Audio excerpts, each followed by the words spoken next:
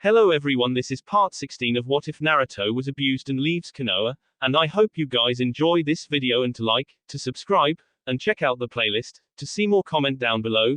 Now let's start the intro. They call me a god. They call me a god. They call me a god. Naruto looked out over the sprawling desert that stretched out endlessly in every direction. After so long as a shinobi, such a sight was no longer as intimidating as it had been when he first set eyes on it. He knew how to survive even in the harshest of conditions, how to find water, what you could and couldn't eat. He actually had a smile on his face as he walked calmly through the shifting sand beneath his feet. His instincts told him he should have been unhappy. He had only been in Kumogakure for 3 days before he had to leave again, for 2 years no less. He wouldn't be able to see his friends or girlfriend in all that time, and they could only communicate scarcely. Even so, the young blonde felt exhilarated. This was the first time he had been truly on his own for 7 years. He could literally do whatever he wanted. To punctuate that fact, Naruto just randomly did a flip through the air, landing with vulpine grace on the unsteady sand. He laughed to himself, a blonde madman laughing as he strolled casually through an impenetrable desert, only a map in his hand and the clothes on his back, as well as the 50 or so storage seals dotted around his body, out of sight. He sighed to himself as he picked up the pace, eager to get out of the desert as soon as he could. He was only slightly sad because Tayuya had to set out on her own mission before he left, only having a limited window of opportunity to infiltrate Sasori's network. He had bid her farewell from the gate and she had returned the favor, with gusto as Naruto recalled, licking his lips with a smirk. Of course that meant she couldn't be there to see him off on his own adventure, but at least Gaara and Baki-sensei had been there, offering him words of encouragement and advice. Of course Baki was only there to tell him not to do anything that would make Suna look bad, but Naruto caught the sentiment behind the words anyway. Nobody could say he didn't appreciate what the veteran had taught him over the years, even if his methods were questionable at best. Him and Anko were similar in that regard, both eccentric and slightly sadistic, but both having his best interests at heart. He wondered if he just had a tendency to attract the stranger teachers. He chuckled, figuring he would know that once he found a sensei for his lightning affinity.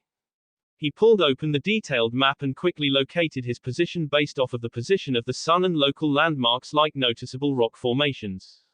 Naruto knew if he was captured, this would be the first thing he destroyed or sealed. It contained far too much information about the deserts of Wind Country to get into enemy hands. To be honest, Naruto was surprised Gaara trusted him with it. He knew the Suna Desert like the back of his hand, but he had never been to the Land of Valleys before, his first destination. Nearly a day of almost non-stop sprinting and tree hopping later, and Naruto finally reached the border of the Land of Valleys. He was forced to skim the borders of Rain Country and River Country before cutting through the northwest of Fire Country before finally reaching the border. He had to be rather careful now. While the Land of Valleys held no alliances with other nations, it bordered Earth Country and their patrols were known to stray from the country's boundaries. Naruto had once wondered what it would be like to henge into the 4th Hokage and just take a stroll into Earth Country. Even after death, the man still technically had a flee-on-sight order, and Naruto was curious if such a thing still applied. Naruto figured he could do a pretty good impersonation of the man, especially considering he knew 2 of the man's more recognizable techniques, including the one that struck fear into the hearts of Iwa shinobi everywhere. In the end, he was talked out of it, rather harshly, by Gaara and Tayuya, who told him he would probably end up kick-starting the 4th Shinobi War. He thought that was a bit of an exaggeration, but after their heated glares he dropped the subject quickly.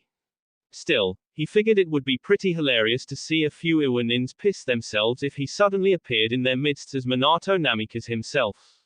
A thought for another time. Right now Naruto was more concerned with scoping out the surrounding environment. He always did this when he entered somewhere unfamiliar. It always paid to know your way out. He unsealed a kunai and drove it as hard as he could into a nearby tree, far enough that you couldn't make out the 3 prongs. He hoped that anybody who passed it would just ignore it as a normal kunai. He was still just technically in Fire Country, so even if it was found, it would probably just be treated as a relic of the last Shinobi War. His escape route set, he quietly hopped past the border into the Land of Valleys itself, moving as subtly and silently as his training allowed. He knew that Takigakure was a small village, larger than the recently formed Hoshigakure but still dwarfed by the 5 main nations. However, that didn't mean they weren't still shinobi, as proof he could smell more than a few of their outlying patrols moving around the thick forests around him. That was another thing he noticed. While Fire Country was well known for their forestry, it had nothing on the land of valleys. It seemed like the entire country was just one massive jungle that stretched out an impressive distance until it met the borders of its neighboring countries. There was so much forest he wondered if the country had been misnamed. The general dampness that clung to everything messed with his sense of smell a bit, forcing his to rely on his hearing more than usual. Even with that small handicap, he managed to make it through the patrols unnoticed. If he could outrun and hide from Anbu-level shinobi in both Konoha and Suna, then he could deal with a few Chunin guards that didn't even know he was there. He smirked, finding it all a little too easy as he finally broke out of the suffocating foliage of the jungle and found an awe-inspiring sight. Takigakure was, in a word, beautiful. It sat up high on the largest cliff Naruto had ever seen as its trademark waterfall crashed over the side into the strangely calm pool below it. He could make out the outlines of buildings and walls high on the cliff, but he knew that with all that water, plus the sheer height of the cliff itself, would make walking up extremely difficult and climbing plain suicidal. The main thing he saw though was the absolutely enormous tree that proudly grew in the center of the village. It dwarfed any building he had ever seen before and must have been as tall as the Wave Country Bridge was long. However, he didn't let any of that dishearten him. He steeled his resolve, knowing that the shinobi of the village must have a way in and it would only be a matter of time before he found it. Naruto took back his earlier sentiment. He had spent 3 days now circling the village, avoiding the patrols while simultaneously searching for the way the shinobi entered. He had of course found it. They approached the massive waterfall by walking across the lake and it parted to give them entry. Somehow Naruto didn't think that strategy would work for him and he had spent his time searching for another way. What confused him was that there must have been a civilian way to enter the village, but he had yet to find it. He knew they were called ninja villages, but the entire village of Takigakure couldn't have been solely comprised of shinobi, could it? He couldn't even go around. The cliff that supported the village just seemed to stretch on forever in either direction. To go around, he would have to actually enter another country before doing a U-turn and going all the way back, and that would just take too long. Finally, it had gotten to the point where Naruto's patience had worn thin and he decided to risk the cliff. He waited until the darkest part of the night. The moon was thin, so he had a good cover of darkness as he set out towards the impressive lake. He kept on the lookout for any returning shinobi. He knew he would be stuck if any exited the village. His senses wouldn't be able to warn him in time thanks to the waterfall which masked their presence. He dashed across the lake, his body so light that he didn't even make a ripple on its surface. He would have used a kunai to traverse the distance easily, but the sound of it hitting the cliff face might alert somebody. It suddenly gave him the idea to create a seal that projected a small field similar to a privacy seal to cancel out the sound a kunai made, but he put the thought to one side. It was a bit late to be readjusting his plan. He made it across the lake without incident, still very agitated due to the fact any number of shinobi could burst out of that waterfall without him knowing beforehand. He looked up the cliff face. He had thought it looked intimidating from his camp, but it had nothing to staring at it up close. He had to crane his head back all the way just to pick out its edge in the dim light of the night. Taking a deep breath, he first placed one foot on the wall, then another, slowly but surely walking upwards. Due to the thin coat of moisture, it proved difficult to stick to the wall using chakra. He was simultaneously using the water walking exercise and the tree climbing exercise, which despite their similarities were quite different. While tree climbing focused on forming your chakra into a vacuum to stick to the surface, the water walking technique used your chakra to repel the water, because more often than not it would be below you. Even so, by taking it slowly and being extra careful with both his footing and his chakra control, Naruto managed to make steady progress up the sheer face. He froze suddenly as he heard the sound that had become familiar to him over the past 3 days. The ever-present background noise of the waterfall seemed to dim as he heard the water split into 2 mighty streams by some unknown source. He heard the jovial voices of a few shinobi as they exited their village on some mission or another. Unfortunately, that had the side effect of moving some of the waters of the waterfall slightly closer to Naruto. The resulting moisture build-up on the stone and rock around him suddenly made his job sticking to the wall that much more difficult. A few beads of cold sweat managed to make their way from his brow to his chin, with him unable to wipe them off for fear of even the slightest movement giving away his position. Suddenly his worst fears came to light as one of his feet slipped, quickly giving way to the other as he used too little chakra and lost his suction. His eyes opened wide in a brief moment of panic before his hands instinctively shot out, grasping a life-saving handhold on the slippery rock. Unfortunately for him, that simple move loosened some rock from the wall, and almost in slow motion he saw some pebbles fall past him and drop with small splashes that might as well have been bombs. Naruto's heart froze in his chest as one of the departing Taki-nin stopped, looked behind him at the fresh ripples moving through the water. The man's hand immediately went for the kunai in his pouch while his eyes pierced through the darkness above him, searching for even the slightest thing out of place on the precious cliff face. Naruto just waited with bated breath, hoping his hench would be enough as he lay back against the wall using the entirety of his body to stick to the cliff. Hurry up, you barker, we're on a timer here. Naruto had to hold back the immense sigh of relief as the female member of the team slapped the suspicious man on the back of the head, ushering for him to continue in. The man seemed to instantly lose interest with his small suspicion and the cliff face to turn to his teammate and nod like a kicked puppy. Naruto found the interaction somewhat familiar, but at that moment he could have kissed that kunoiki. That was, if it wouldn't have gotten him surely captured and killed, if not by Taki then by Tayuya when she found out. The team moved on, leaving the lake and subsequently Naruto behind while he finally released that small sigh and continued to scale the rock, this time using both his hands and his feet for added security. Right now he somewhat resembled a gecko as he scaled the cliff, wondering all the while why he hadn't thought to do this in the first place. It was much less nerve-wracking. He finally rolled over at the top of the cliff, panting from the exertion both the climb and both chakra exercises put on his body. Even that didn't stop the smile spreading across his face when he turned his head and saw one of the best sights in his life, the walls of Takigakure in all the glory.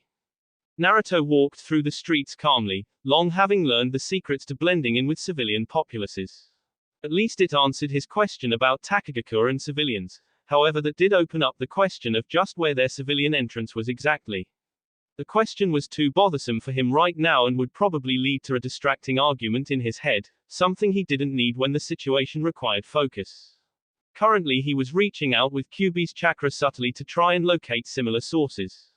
He didn't find it hard. The other jinchuriki obviously didn't have a good grasp on their resident's chakra. Either that or the seal was weak or weakening, and Naruto wasn't sure which was more worrying. Unfortunately for him, that was where his good luck ended. While he could detect the chakra presence nearby, with the crowds around pinpointing it became almost impossible. He supposed he could ask where the jinchuriki was, but if Taki was anything like Konoha or how Suna used to be, then he wouldn't meet with favorable responses. He sighed deeply to himself just looking around the place he had found himself in. It was some kind of market, a large one at that, given the number of stalls and shops that reminded him all too much of the merchant quarter in Suna. Barely a few days away and he was already feeling the pangs of homesickness. He chuckled to himself, earning a few strange looks from the residents that walked by. He could imagine what Tayuya would say in this situation. Call yourself a fucking shinobi getting freaking homesick like a baby. Grow a pair, shithead, and get on with the fucking mission. He chuckled again but nodded to the chibi Tayuya that had taken from in his head, much to his amusement. He refocused on the task at hand, scanning the crowds for anything unusual that might lead him to his target. To anybody watching, he just appeared to be a regular citizen, stopping to the side of the busy streets to take a look around. However, in actuality he was scanning every shop front, every face that walked by and every conversation taking place within a 100-meter radius. When he was like this, he was the ultimate information gathering machine, supposedly private conversations instantly becoming known to him. He frowned when he struck out. All he got were a few corrupt shopkeepers and a couple of thieves. With a subtle one-handed seal he produced 4 shadow clones in the darkness of the alleyway behind them. He masked the puff of their entry with a cough before they hanged and walked out into the busy streets. He calmly waited, just leaning up against the wall, knowing that his clones knew what they had to do. All throughout the village the clones spread out, adopting the same technique as him to gather information more efficiently. He grinned widely after 10 minutes when one of the clones found something and destroyed itself to relay the information to him. He quickly dispelled all his clones before the eventual information backlog would give him a headache. His smile had returned even though it was tainted by slight hints of anger over what he had heard. The clone moved through the crowds expertly like a ghost. Nobody even noticed its existence as it weaved past people, never touching a soul. Finding a suitable spot to begin his observation, he settled against a wall, much like his original. He extended his senses and waited like a fisherman calmly awaiting the tug of his reel. Sorting through useless transaction information, he finally struck lucky as he overheard a very interesting conversation coming from a few men near the end of the street.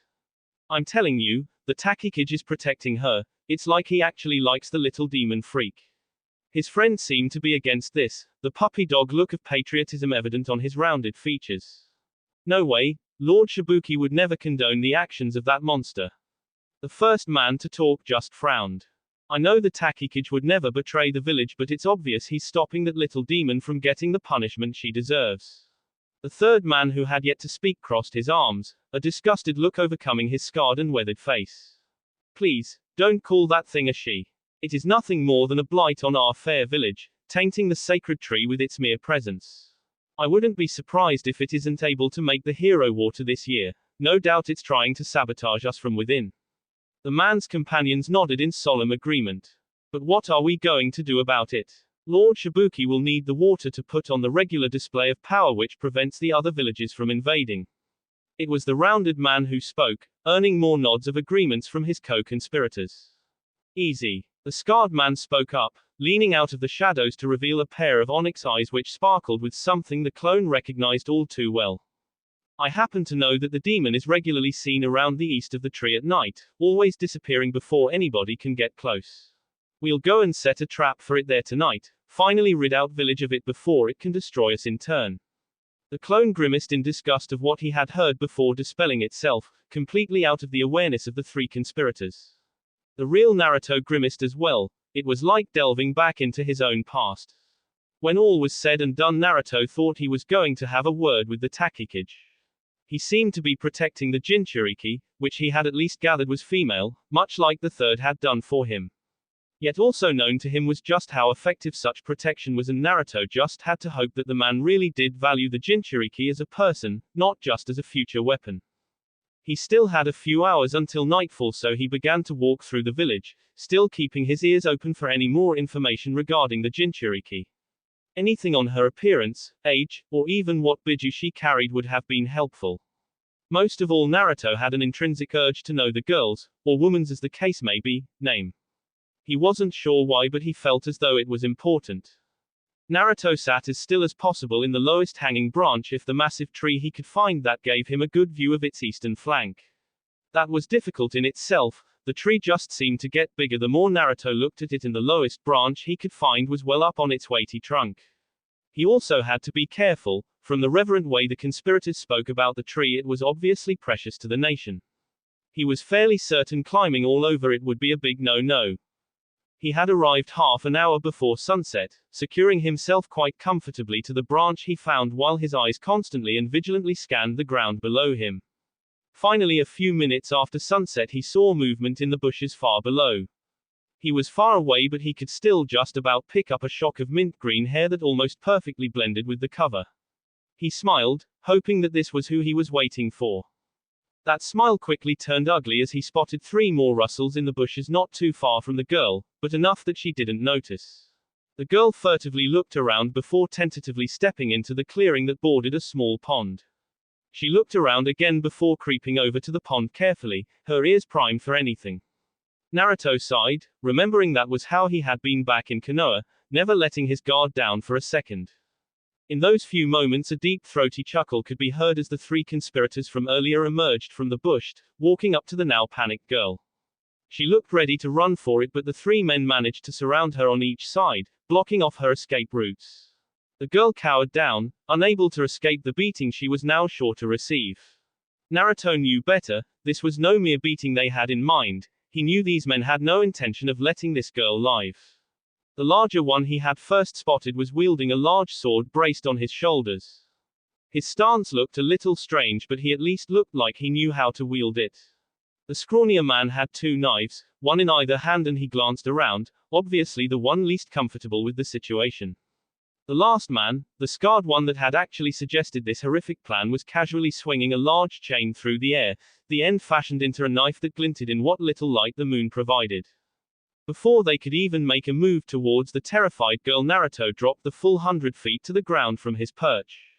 His body slammed into the ground with considerable force, but he lightened the impact to tolerable levels by breathing out a harsh stream of wind chakra from his lungs to slow his fall. Even so, his body had caused a small crater in the ground, spider web cracks spiraling outwards from his impact zone. He stood up to his full height, which, when actually compared to the men before him, wasn't that tall. The men just seemed shocked to see anybody. When they saw the glint of his headband, they thought they had been found out by the Takigakure. However, when they saw the metal plate didn't bear their waterfall symbol, but the kanji for 9, they growled in annoyance with the scarred man stepping forward. Who are you? Naruto narrowed his eyes at the man. He would not kill him, he had technically done nothing wrong, yet, but he was certainly going to make this experience unpleasant. That's none of your concern. What you should be worried about is explaining why 3 fully grown men decided to attack a defenseless child at night, no less. He didn't hide the malice from his voice, but strangely the scarred man's posture softened slightly.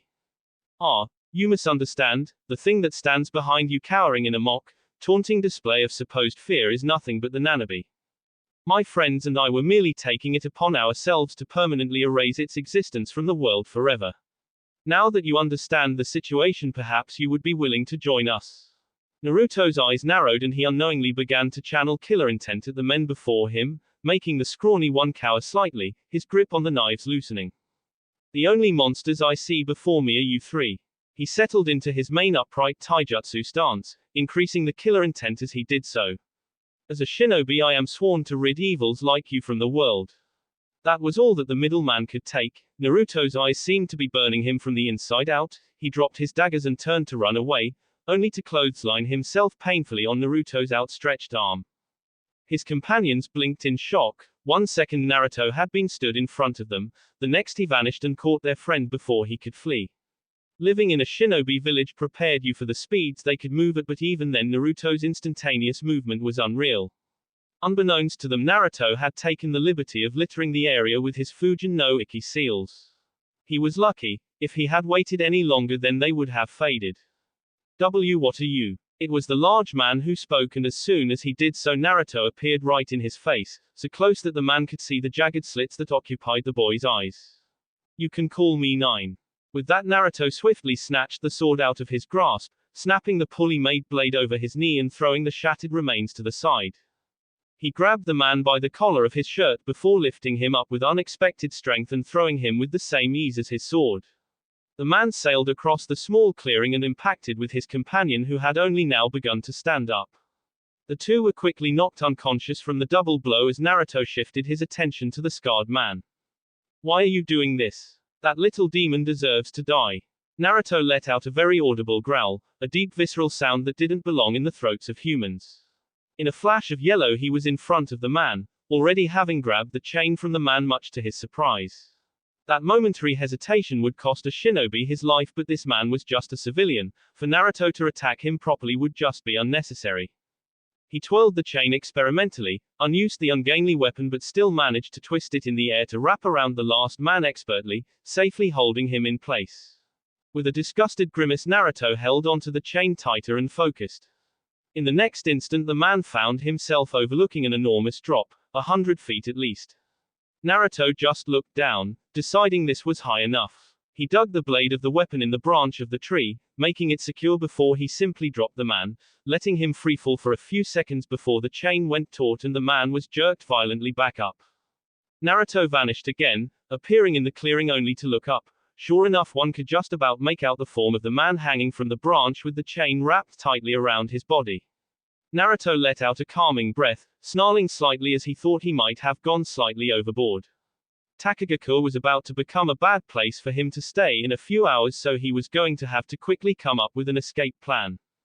He turned to the sounds of sobs, his hardened and snarling features immediately softening when he saw the girl. Looking more closely now, she was probably a year or two younger than him. She had the mint green hair as he had seen before and dark mocha skin. What drew Naruto's attention were her startling orange eyes. He didn't even think you could have eyes that color. Right now those eyes were looking at him in a mix of terror and confusion. Naruto sighed and moved closer, but the girl immediately shied away from him, falling in her back and shuffling with her arms towards the small lake near the base of the tree. Naruto stopped moving forward, unsure of how to approach the girl. Instead of doing that, he simply sat down where he was, adopting a cross-legged seating position as he just sat there watching her patiently. Slowly the girl managed to move back to her feet, throwing glances between Naruto and the lake behind her before curiosity overcame her young mind. Who are you? Naruto smiled kindly, a warm smile that made the girl tense. She was obviously unused to such treatment and didn't know how to react. I'm Naruto Uzumaki. He spoke softly, much in contrast to the way he had spoken to the girl's assailants. Speaking of which, the mint-haired girl kept throwing looks at the two unconscious bodies behind Naruto. Why did you help me?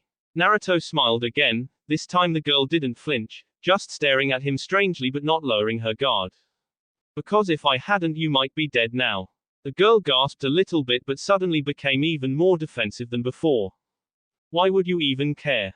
Naruto tried to maintain his smile as best he could, but he suddenly found it hard as anger flared through him at the thought of what these people had done to this girl. Because we're the same. Again the girl seemed distressed, staring at Naruto with so many questions that she didn't know what to say. What do you mean the same? Naruto frowned and shook his head, looking around as he heard the very distant sound of running footsteps. We can't talk here anymore. Is there a safe place you go, somewhere where you hide? The girl seemed unsure but nodded her head slowly. Can you take me there?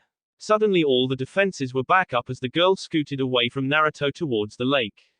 Listen, we don't have much time. People are coming and it would probably be best we aren't here when they show up. The girl might have been frightened by Naruto's presence, but the thought of more people was even more terrifying.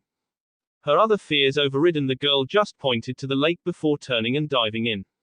Seconds later Naruto joined her, shooting through the cool waters like a bullet as he quickly located the girl. She swam away from him sloppily, using a much improvised style to propel herself through the waters of a roughly human-sized tunnel. Naruto stayed on her trail and soon both of them gasped as they emerged from a pool inside the tree itself. They both pulled themselves onto the roughly carved floor of the strange room, and the girl quickly put as much distance between her and Naruto as possible. It wasn't much in the small wooden room, but it was enough for the girl to feel slightly safer. Naruto sat down again, exactly as he had before, noticing that the room seemed to be lit somehow. He looked up at the ceiling only to see a multitude of what looked like bright glowing orange crystals.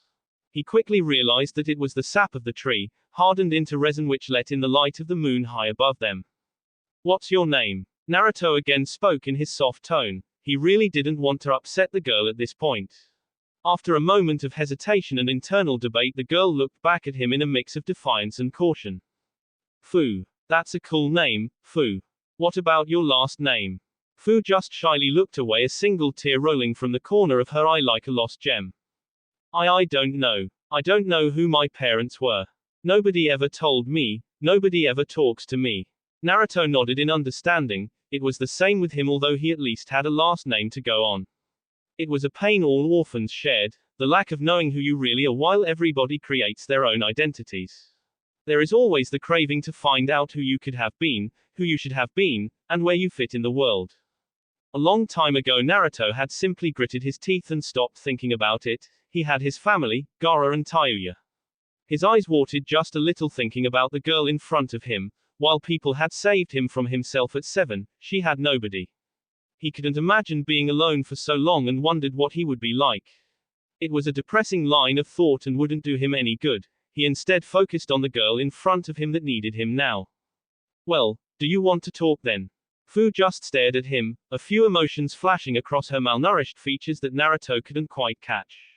Most prominent through was her overwhelming suspicion over this whole situation. Why? Why are you doing this to me?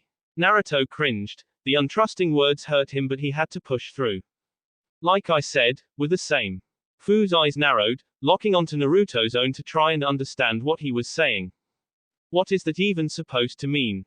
Naruto sighed wearily. This was going to take a long time.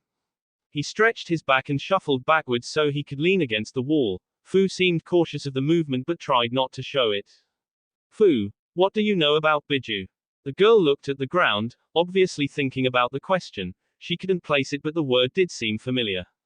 She shook her head and Naruto sighed. It now just got a lot harder. Okay, the Biju are like these giant creatures made from chakra. He looked up at her from across the room. You do know what chakra is, right? The girl just nodded in irritation and Naruto held his hand up in a placating manner. Okay, sorry, just checking. He chuckled, an action Fu wasn't sure what to think of. She had never really heard another person laugh honestly, only when they're thinking of something malicious. Even so, she didn't believe that Naruto was doing anything or thinking of anything bad for her. The Biju are very powerful, their power shown through the number of tails they have from 1 to 9. A lot of people try to control this power, but the only way they can do that is to seal the Biju inside of humans. Fu's eyes began to narrow as she thought about Naruto's words more. The people they seal the creatures inside of are called jinchuriki, the power of a human sacrifice. Now Fu was really starting to panic. Why are you telling me this? What does this have to do with us?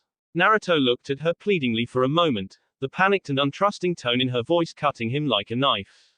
He sighed and went to lift up his shirt. Fu flinched but he just held up a hand to show he wasn't doing anything to hurt her.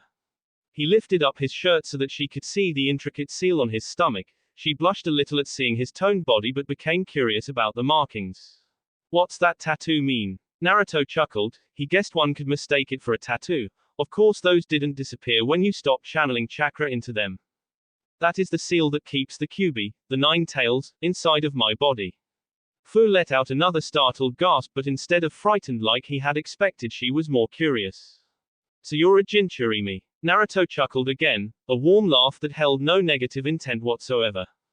Jinchuriki, and yes, the Kyuubi was sealed in my body when I was just a baby by the 4th Hokage of the Leaf Village. Fu frowned as she rubbed her own stomach. So you think I'm a jinchur thingy as well? Naruto nodded, this time looking down sadly. My village hated me too, they believed I was the creature sealed inside of me. They ignored me, beat me, called me names like demon or freak. Fu's eyes opened wide, Naruto might as well have been explaining her own life to her. From what I know it's the same for all of us, if we aren't hated we are feared or exploited for our powers. The villagers keep us like we're some kind of weapons, hating our very existence while expecting us to value their own enough to die for them. My best friend Gaara is the jinchuriki of the Ichibi, his village tried to raise him into their ultimate weapon. Why are you here though? Why are you telling me this? Naruto's eyes came back up, determination burning in them.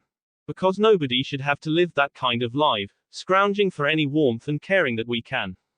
He stood up in the small room and Fu for once didn't flinch. That's why I came to find you, to help you. He took a few steps forward and Fu still didn't move. I can take you away from here, take you to somewhere where you won't be hated, where you can have friends and people that care about you. He crossed the distance until he was right next to her. You can be one of my precious people. He held out his arm and the smaller girl nervously took his hand. And then you can start having your own precious people. The smile he gave her warmed Fu's heart a little. Naruto just had a way of expressing all his positive emotion in a single grin. Fu couldn't help the smile that touched her own lips, a smile that hadn't seen the light of day for far too long. Suddenly all that time she had spent hiding her emotions, protecting herself from other people and shielding herself away, all of that came crumbling down. She moved on the instincts of a child and threw herself forward, barreling into Naruto on a bear hug. Her small arms didn't quite make it around Naruto's body but she gave it her best and after a moment of surprise Naruto hugged back. Thank you. Naruto looked at Fu and saw she had a few new streaks running down her face, the light silvery lines just catching the moonlight as she cried in happiness. He smiled again and just waited until the small girl let him go. She stood and wiped the last of the tears from her face with her forearm. But how are we going to get out of the village? I tried before and the shinobi just took me back. Naruto's kindly smile turned into a foxy grin. Don't worry about that, now you have me. He turned around so he didn't miss the slightly awed expression on Fu's face. She had never had anybody in her life, not like this before. The Takigakure was nice to her and did his best to protect her but he was always busy and they never saw each other that much. Naruto turned back around, seemingly focused on something in his head before his eyes opened and he nodded happily. Alright, we're good to go. I need you to hop on my back and hold on tight. To emphasize this he turned around and crouched down. Fu didn't move for a moment but when Naruto turned around with that warm, comforting smile she quickly clambered onto his back. Okay, this is going to feel really weird, try not to throw up if you can. Fu stared sternly at the back of his head, as best a small child could. Whatever it was that he had planned, she was ready for it if it meant escaping the village. She suddenly felt a tingling sensation skip across her skin like being lightly electrocuted. Her world went a little fuzzy for a few moments, but when it snapped back into focus she was shocked to see trees surrounding her. Naruto carefully lowered the girl off of his back. She was still just a little dizzy from the long-range transport. He smiled as he pulled the kunai out of the bark and resealed it in his wrist. At least now he knew the Fujin no Iki worked at long distance. Fu was just staring around herself in awe at the trees. She had never really been up close to the smaller versions of their sacred tree before.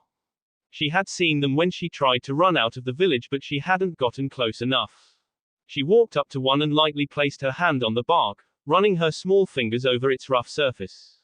Naruto looked at her with an amused smirk but said nothing. He had no idea how much the village had screwed up this girl's life. There, out of the village. How easy was that? Naruto couldn't help the satisfied smirk that crossed his mouth for a moment. How did you do that? What did you do? Naruto placed a conspiratorial finger to his nose. It's a secret. Fu just pouted and Naruto found it cute, chuckling to himself. Maybe I'll tell you later. Fu seemed to visibly brighten at that. She had essentially lived some kid's dream, to teleport instantly. So are you a ninja? Naruto nodded as he checked some of his supplies. Sometimes he lost things going through the seals. So can all ninja do that? Naruto just grinned to himself. Nope. Only 2 people have ever been able to do what I just did, me and the 4th Hokage. Fu looked around the forest as he spoke but still listened intently. The man who made you a jinchihuahua. Naruto nodded again, this time a little more grimly. Fu caught onto the discomfort and tried to change the subject. So are you some kind of freelance ninja if you aren't in Taki? Naruto just chuckled and looked at her in amusement. She was so like him when he had tried to escape Konoha. No, I'm from one of the other villages. The girl looked shocked and a little awed. There are other ninja villages. Naruto nodded happily, finishing up on his supply check. Yeah, a lot more. Hop on my back so we can get going and I'll tell you about them. Fu did as she was asked and soon they were soaring through the trees, surprising Fu at how fast Naruto could move. Even for a ninja, Naruto was fast and right now he was toning it down so as not to scare Fu.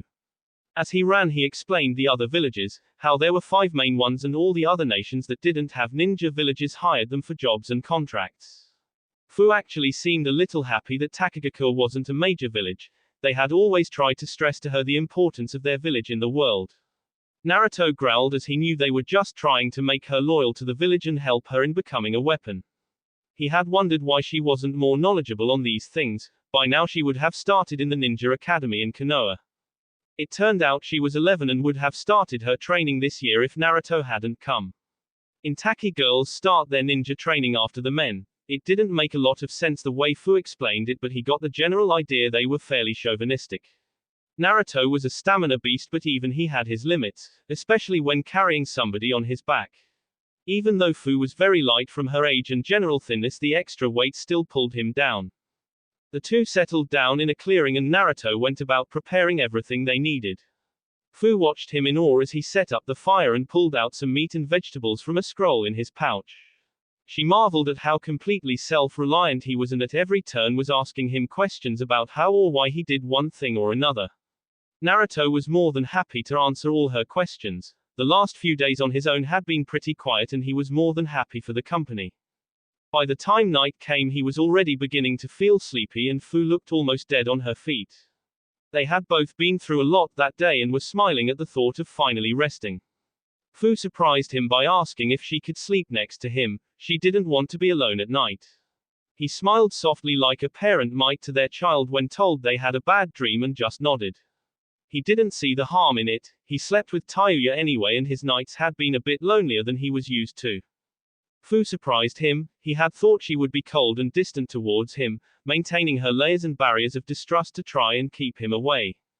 Instead she seemed to be practically latching onto him like she had finally found somebody who showed her care and warmth and never wanted to let them go. Naruto had no idea of the truth in his thoughts. It was exactly how Fu felt when Naruto looked at her. She had found the big brother she had never had and right now she would fight before somebody let her be taken from him. Naruto settled down and instinctively wrapped his arm around Fu like he would Tayuya. The girl didn't mind in the slightest and held onto his arm like a stuffed animal. Naruto would have smiled at the childlike way she behaved if he hadn't already drifted off into sleep, the familiar sounds of wind from his own mind growing louder. He sat up in the grassy clearing to an incredibly strange sight. Kyubi was across from him in her human form and she wasn't alone. After the incident with Itachi, he had never seen her reassume that visage. He had asked her why she didn't, but she just said it had its uses and they were uncommon. His gaze drifted across to the other occupant of his mind, someone he was pretty sure shouldn't have been in here. It was a she, could definitely tell that much. She was also young, or at last young looking, considering she was somehow in his mindscape. She had bright green hair that spiked out down her back that perfectly matched her emerald orbs for eyes. She had a bright smiling face and Naruto could just tell, as one of those people, that she was naturally excitable. She wore a bandana around her neck and a white tank top that cut off just above her navel. Below that she wore some almost indecently short shorts, other than that she was barefoot. Another very prominent feature were the 6 enormous wings that spread from the girl's back, 3 on either side. They looked like they belonged on an insect, thin and transparent with faint veins crisscrossing its surface. In fact, they looked exactly how Naruto remembered dragonfly wings from his younger days in Konoha. The girl also had a long green ribbon-like tail, also looking befitting of an insect. It wound away behind her, the same color as her hair. She was talking with Kyubi across the clearing, but when she spotted Naruto she squealed girlishly and rushed over incredibly quickly. Before Naruto knew what was happening, he felt his face being pressed into 2 very warm and soft globes as the girl hugged him ecstatically. He flushed bright red at the close proximity to the woman's breasts, but after a moment of 2 he started to gasp for air and wondered if this still was trying to kill him. She finally let him part from her, only to look down at him with her wide green eyes in a cheerful smile. Ah, hello. The girl's grin grew larger, but by this time Kyubi had made her way over. Naruto, say hello to my sister of sorts, Chome. Naruto nodded politely in the girl's direction, wondering what the hell was going. Ah, you're right Kurama, he is cute. Naruto blushed again as the vibrant girl spoke about him. Kyubi. What's going on? The vixen just sighed and placed her forehead in her palm. Fu, the one you rescued from Takigakure is the container of the 7 tails, Chome here. The hyper girl did a small curtsy at the mention of her name, going off in a fit of giggles afterwards. She always was the most carefree of the family. Chome just nodded happily. You humans are always so down to earth. I couldn't imagine being stuck to the ground all day, it would just be boring. Kyubi sent her a slightly irritated look, much like siblings do. So you're the Nanabe. Chome nodded again, her smile still shining. So why does Kyubi call you Chome? The energetic girl sent him a funny look, her mouth twitching up at the side. Because that's my name, or at least a close human approximation. It would take mandibles to say it properly. She chuckled lightly at her own joke, sounding like 1,000 crickets chirping. Naruto frowned. He had heard Kyubi call the Ichibi Shukaku, but he had always thought that was a name humans had given him. His eyes opened wide. Wait, did you call Kyubi Kurama? Chome chuckled again, glancing between the red-haired vixen and her jailer. Of course, what am I supposed to call her? Naruto just turned to Kyubi, a little angry and slightly hurt. You've had a name this entire time and you never told me. Kurama just shrugged, not looking particularly bothered by the accusatory tone. It didn't seem that important. Naruto huffed, pouting slightly, which both of the Biju just raised their eyes at. It's not even my real name, like Chome, it's just an approximation. Naruto still had his arms crossed, but at least he stopped pouting. So what are you doing in my head, Chome? The green-haired girl flopped down onto the grass and laughed. I wanted to say hi, I've been bored out of my mind for the past 11 years. Naruto joined her on the ground, soon followed by Kurama, but in a much more graceful manner. Why didn't you talk to Fu? He was curious because Kurama had been talking to him since he was 7. The green-haired girl just shot a look at the Kyubi. It looked like jealousy. Not all of us are lucky enough to be sealed by an altered 8-element seal that they can easily pass their chakra through. Kurama just shrugged nonchalantly, looking bored with the conversation already. I have to wait until little Fu is able to contact me before I can even whisper in her direction, never mind pass on chakra. Naruto nodded in understanding. He already knew that each jinchuriki was most likely sealed differently, as Gaara's seal was vastly different to his own. This is going to sound weird, but why are you a human right now? Chome just looked down at the ground sheepishly. It was the only way I could trick the seal temporarily and allow me to establish this mental link. Naruto nodded again. He couldn't say he understood, but it seemed like a valid answer, even though by the way Kyuubi stared at her he could tell there was more to it. He was satisfied now and prepared to back out of his mindscape and get some sleep, but before he could, Chomei put a hand on his shoulder. Tell Fu I'm sorry about the way she gets treated and give her a great big hug from me. Naruto once again found his head enveloped in warm and soft woman flesh as Chomei pulled him into her cleavage again in a very overenthusiastic hug. Naruto woke groggily. Quite unlike him, as he was usually fairly alert in the mornings, he quickly figured out why when he realized it was still dark. He may have been a morning person, but by the position of the moon it could only have been about 4 in the morning. That was pushing it. He rolled himself onto his back, quickly realizing that Fu was nowhere to be seen. He shot up from under the blanket onto his feet, eyes already darting about. He sensed her chakra not too far away and sprinted off in that direction, taking to the trees to get there quicker. He covered the distance in seconds, literally appearing on the branch that the girl was sitting on in a blur. He nearly fell from her perch in shock at his sudden arrival, but he steadied her with a hand on her shoulder. Fu, what are you doing out here? You scared me when I woke up and you were gone. Fu nearly cried when she heard that. She never had somebody who was concerned for her. The feeling was foreign and strange. Sorry. She hung her head and Naruto instantly felt bad for insinuating she had done something wrong. He looked around and as far as he could tell she was just sitting up here looking at the moon. He lifted her chin with a finger and wiped the few stray hands of hair away from her eyes. He idly mused that she would have to get a hair clip or something. It's all right, I was just worried about you. That time Fu did let out a tear. All of this was just so overwhelming for the Nanabi jinchuriki. Somebody actually cared about her, and not just as a weapon or in falsehood to gain her trust. What were you doing out here? Fu looked away embarrassed. I don't sleep that much, usually only a few hours a day. Naruto thought that was fairly interesting and wondered if it had something to do with her tenant. He would find it pretty useful. More time awake meant more time to train or do other things in. But why did you come all the way out here? Fu just shrugged, which made Naruto's eyebrow rise in amusement. He could hardly talk as he was known for his own random whims. It's peaceful up here. Naruto nodded. He had to agree with her. It was night time, so the birds were quiet. All you could hear was the wind moving between the branches of the trees and the gentle buzzing of insects. Well, come on, now that we're both up we might as well get moving again. We haven't even passed into the land of hot water yet. Fu nodded happily. Riding on Naruto's back as he sprinted across trees was her new favorite hobby. It was indescribable. She hoped that one day he could teach her how to do it. It would get her closer to the sky, and for some reason she felt more at peace the further from the ground she was. Naruto packed up the camp and soon they were back to it, sprinting across the countryside just skimming the borders of fire and sound country. He made sure to be careful. He knew this whole area could be patrolled by both Konoha and Oto shinobi alike, and Naruto didn't fancy having to explain why he was passing through either territory. It took a few hours, but they finally passed into the land of hot water. Naruto could tell because the air got colder and the air was beginning to thin as the terrain moved uphill. He could have stopped in at Yugakure, but Naruto was making very good time and he wanted to get across the land of frost before night came, otherwise there would be trouble. They stopped when they had to eat, but other than that Naruto was locked in a dead run with Fu on his back for the entire day. She enjoyed having the extreme piggyback, but she also felt a little useless, like a deadweight holding Naruto back. She didn't know that was true, but she still felt bad for it anyway. By the time they passed into Frost Country, Naruto already began to feel himself tire. His muscles were slowing down and the persistent chill in the air didn't help things at all. Usually this journey would have been nothing for him, but with the cold and the weight on his back he was definitely beginning to struggle.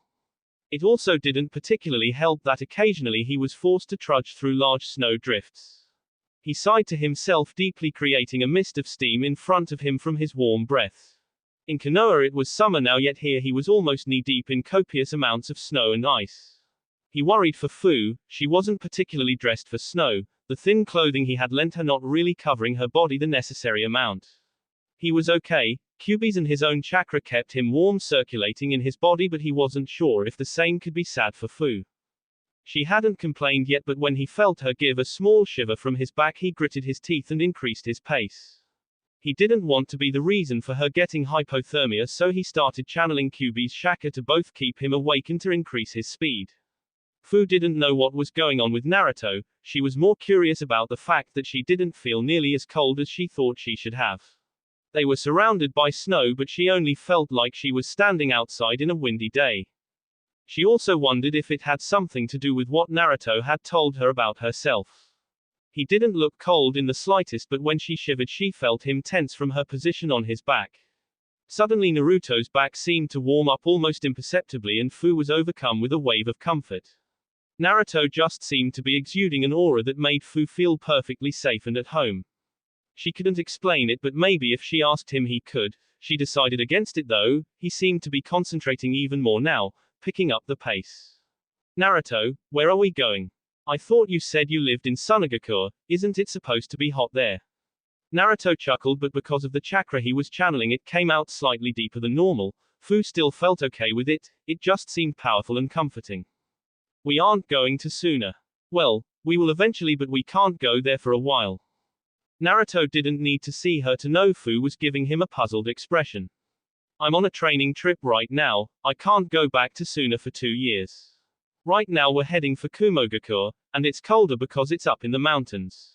Fu grumbled a bit. While she didn't hate the cold, she also couldn't say she liked it either. Naruto heard this and chuckled again, earning even more grumbling from his passenger. He was distracted, so he didn't notice the slightly different shine in the snow ahead, which ended up with him tripping over the protruding metal par. He and Fu both went crashing into the snow, with Fu getting off light thanks to being on Naruto's back. He picked himself up, brushing off the snow and murmuring about distracting women before examining what he had tripped on. He had heard the metallic ring as his foot had struck it, but wondered what it could be so far out here in the wilderness. He brushed some snow away from the bar and stared at it strangely, noticing its twin 2 feet away. The 2 metal bars lay in parallel with one another, both stretching off in either direction under the snow. He brushed away the snow in between them to find wooden planks at regular intervals perpendicular between the bars. He just stared at the strange sight, never having seen anything like it before. Well, that actually wasn't entirely true. What is it? Naruto shook his head, shrugging his shoulders as he did so. I don't know, I guess it kind of looks like the tracks for the mine carts back in the mines at Suna, but much bigger. He wondered at the size of the thing that must ride on the tracks. The tracks were 3 times the size of the corresponding mine cart tracks. Come on, we should keep moving before you catch a cold or something. Fu nodded but was still staring at the frozen metal strangely. Naruto picked her back up and sprinted on, both quickly moving on in their thoughts from the strange sight. A few hours later and they were both out of the endless snow banks and frozen lakes of Frost Country. In a way, with its bleakness and monochrome nature, it had reminded him a lot of the deserts in Wind Country, just much, much colder. Finally though, they started to see rocky outcropping emerge from the snow at intervals until eventually they were rid of it completely. Except of course they were left with something worse. A blanket of mist had descended over the area, and it was only by Naruto's exceptional map skills did he keep them on the right track, that and the fact they were just following a road. With a chuckle, Naruto remembered the conversation he had with Kurama all those years ago. He now did understand the concept of condensation and realized that they weren't walking through mist, but clouds. He relayed this information to Fu, who for some reason was overjoyed at the prospect she was walking through clouds, or running as the case may be. Naruto just shrugged. If they were in the clouds, then Kumo couldn't have been far away. After an hour of stumbling around, near blind thanks to the cloud coverage all around him, Naruto began to get annoyed. This place could rival Kirigakure in its difficulty to find. The air had also begun to get noticeably thin, even though the few scarce people they came across didn't seem affected in the slightest. They got a few strange looks as they walked through a village. After all, a blonde 14-year-old with a strange ninja headband giving a high-speed piggyback to a mint-haired girl with caramel skin wasn't exactly a common occurrence. With an enormous sigh of relief, they finally seemed to get above the clouds, a fact Naruto thought he would never be experiencing. The sight that they caught though was even more breathtaking than the lack of air at this altitude. Stretching out in front of them was a multitude of mountainous peaks, possibly thousands of feet high. The village seemed to be built into the mountains themselves, with circular wooden structures encircling the peaks. In the center of it all was the largest mountain Naruto had ever seen, or probably ever would, engulfed by an intricate and massive glass sheath of a building. Large walkways were built in between the peaks, but it was obvious most of the village itself was built inside the mountains, offering the ultimate defense of nature. Naruto could also see many gardens and training grounds built atop the mountains, with a few radio antennae thrown in as well. The site was really unlike anything Naruto had ever seen in his life, and he was just now starting to understand how unique the hidden villages were. Well, Fu, welcome to Kumogakure. He smirked at her awed expression before setting off towards the inspiring sight. That will be it for this video. If you want more, comment down below, like, subscribe. And see you guys later.